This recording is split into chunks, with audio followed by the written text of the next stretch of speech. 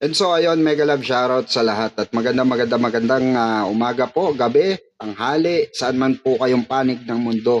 Naroon once again, ito po muli ang inyong lingkod, Birador Pico at your service. So ngayon mga kababayan, meron po tayong tatalakaying usap-usapan at iba't iba ang komento hinggil nga dito sa biglang pagsulpot talaga eh. Oo. Biglang pagsulpot ni Sara Duterte doon po sa Jensan. Oh. Pero ang bilis in fairness kudos to OBP mga kababayan. Kasi bakit po? Kakatapos lang nila mga kampanya.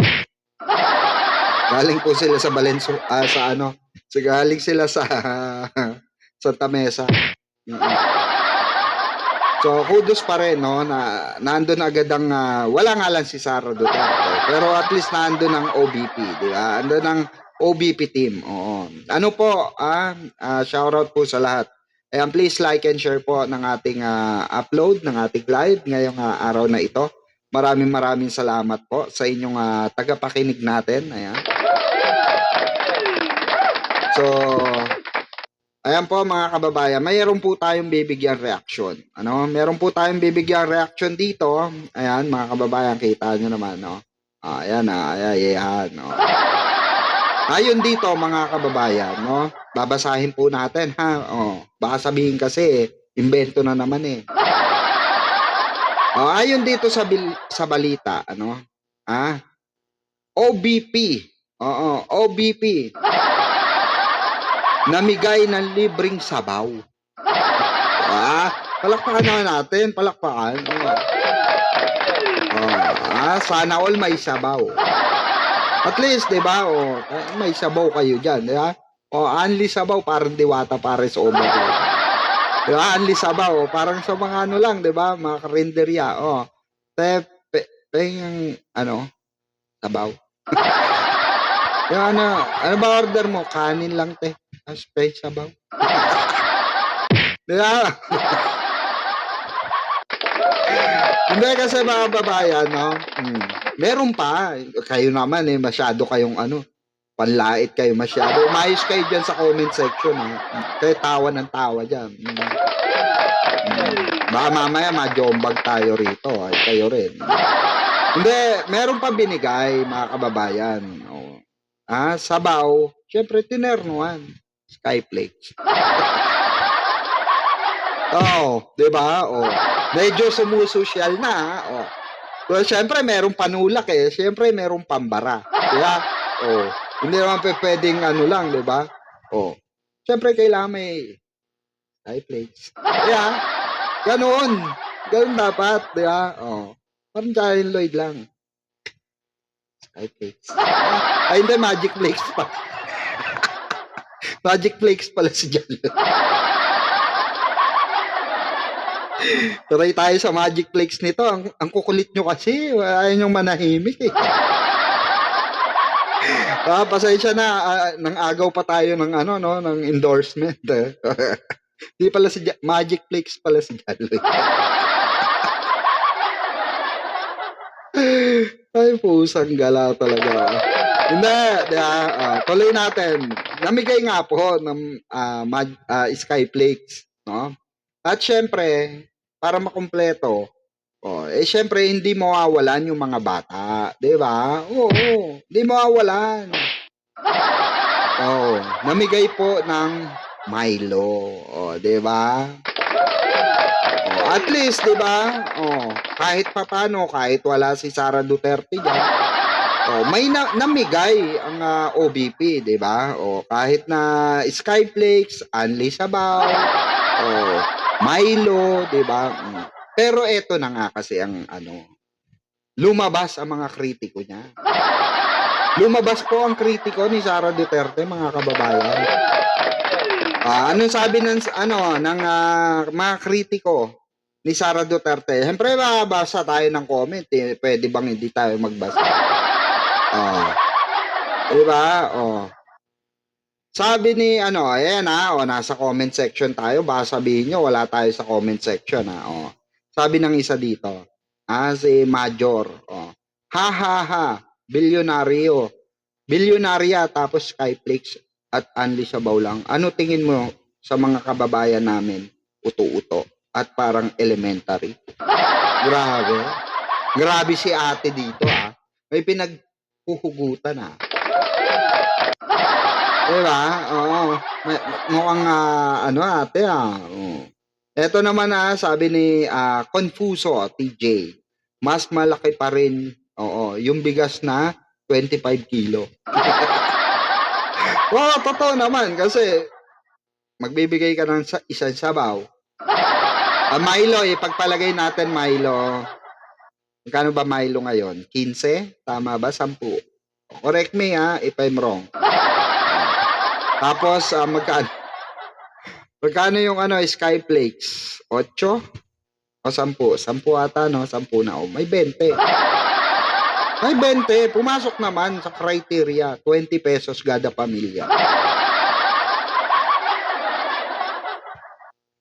Hindi, 20 pesos gada tao. Kayo naman, masyado kayo. Huwag niyong inalipusta ang OBP, magagalit na mga DDS sa inyo. Oo. Natawa ako dito sa isang comment. May nagsabi dito, sabi ni Hector, ayan, Kahanding. Shoutout sa'yo, Hector, Kahanding sa may lagnat lang yan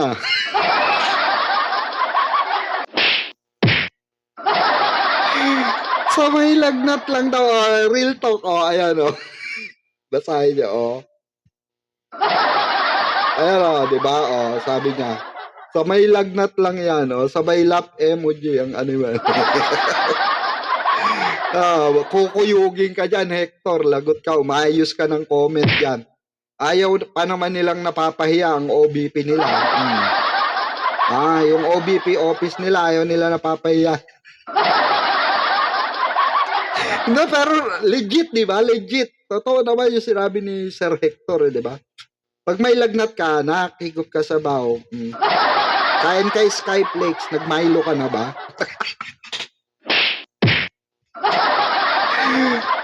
Legit, di ba? Legit. Legit naman pala. Kayo naman Kahit ako, nung bata ako, pag nagkakasakit ako, kunwari, may sipon ako, may ubo. Nak, bangon ka na. Doon na nanay ko. Inom ka na ng Milo. Tapos, after mong uminom na Milo, higup ka sa baw. Meron din Skyflakes dyan. Alis na ako, ikaw na bahala dyan bumangon ka na dyan habang mainit yung sabaw, mainitan sikmura mo. Diba? Kayo naman. Hindi, pero at least, diba? May naibigay naman ng OBP. Malaking tulong pa rin yon mga kababayan. Diba? Pero eto kasi the bottom line here is, yan lang ba, after all, na inaasahan ka ng Dabawenyo nung panahon ng nagbaha, na wala kang ginawa? Diba? Yun, yung mga kapatid mo nagbigay ng sopas.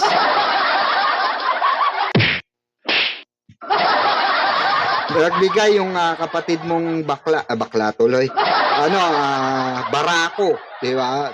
Natatuan, sayang ang tattoo.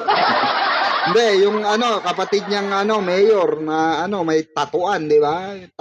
Parang sino kaya artist niyan, di ba? Maton ang datingan di ba? Namigay ng sopas, di ba? Sopas, di ba? Sopas. Hindi, the question. Ang kukulit nyo kasi, huwag kayo makulit dyan. Huwag kayo makulit sa comment section. Umayos kayo. Ako'y rito natetense ako sa inyo. Hindi, the billionaire question here, mga kababayan, is, asaan ang pondo? Bakit yan lang ang kaya mong ibigay sa mga nasalanta ng lindol at bagyo ng kalamidad? Ba't lagi nga naman daw puro sabaw? Diba? Hindi naman natin alam. Malay ba natin kung lagi siyang pinapahigop ni Digong ng sabaw noon, diba? 'Di ba? Baka talaga mahilig siya sa sabaw. And speaking of sabaw, mga kababayan, no? 'Yun din yung binabato ng mga kritiko ng OBP or ni Vice President Sara Duterte na parang bumagay nga daw yung sabaw sa utak niya. Yun ang sinasabi sa mga komento ng ibang mga vlogger, 'di ba? Mga content creator na bumagay nga daw yung sabaw na pamimigay, only sabaw, 'di ba? Oo. Na ano nga, bumagay daw sa utak niya dahil yung utak nga raw niya parang sabaw, 'di ba? Based on nga raw, ako personally, based on naririnig ko rin kung paano siya magsalita, sabaw. 'Di ba, sabaw na sabaw, oo. 'Di ba? Parang ano pa mas maganda pang makinig sa grade 1, 'di ba? Hindi, real talk, 'di ba? Saka nakita ang 1.5 ko, dati nakakabiling corned beef at tinapay. Ngayon, yung 1.5 ko, hindi na ako makabili ng corned beef, cake at chocolate na lang. 'Di ba? Yun yung nakaka-insulto din, mga kababayan, na hindi natin, although, oo, pasalamat na tayo. Pasalamat na kayo diyan sa Gensan. At yan lang ang kayang ibigay, 'di ba? Kasi nga kailangan nilang pangatawan na mahirap sila. Hindi kasi ang anuhin na naman yan ang sasabihin na naman ni Sara niyan, magbigay ako, hindi ako magbigay, may masabi kayo. Diba? Huwag nyo nang anuhin, diba? Huwag nyo nang masyadong pagtuunan yung Skyflakes, Anli Sabaw, Milo, diba? Masustansya pa rin yung Milo. Nakakapag-energize pa rin yan, diba? Kaya, diba? Pupurihin na kita, BP Sara, ha? Thank you. Thank you, Mama Chup Chup. Mama. Chup-chup. Di ba? Ba masama pa loob ng mga DDS dyan, ha? Kasi nga, sa dinami-dami, no, ang sinasabi ng tao, totoo naman, sa dinami-rami ng pondong dumaan sa kanya, bakit nga naman hindi naramdaman ng sambayan ng Pilipino, especially ngayon na nga lang daw niya ipaparamdam, na meron siyang malasakit, di ba, sa Mindanawans. Ano nangyari, mga kababayan? Di ba? Eto, real talk, yung mga natin, kababayan natin, OFW, from Canada, Australia, Middle East, mga taga-Amerika, nag-ano po sila, bayanihan, yung mga may organisasyon dyan. Nakikipagbayanihan sila, papadala sila ng may bibigay nila, di ba? Dinodonate nila yung mga lumang damit nila, di ba? Lahat ng magagamit dahil wala nga natira di ba? Sa mga nalindulan, di ba? May mga namatayan pa, di ba? So nakidalamhati ang buong sambayan ng Pilipino around the world, mga kababayan. Kaya kudos sa ating mga kababayan Pilipino. At dun nga nagkakaroon ng conflict. Bakit mas maraming mga NGO, organization, ang mas magaganda pa ang binibigay kesa nga dito sa nasabing Anli Sabaw, Anli Skyflakes, hindi pala Anli, Anli rin Milo.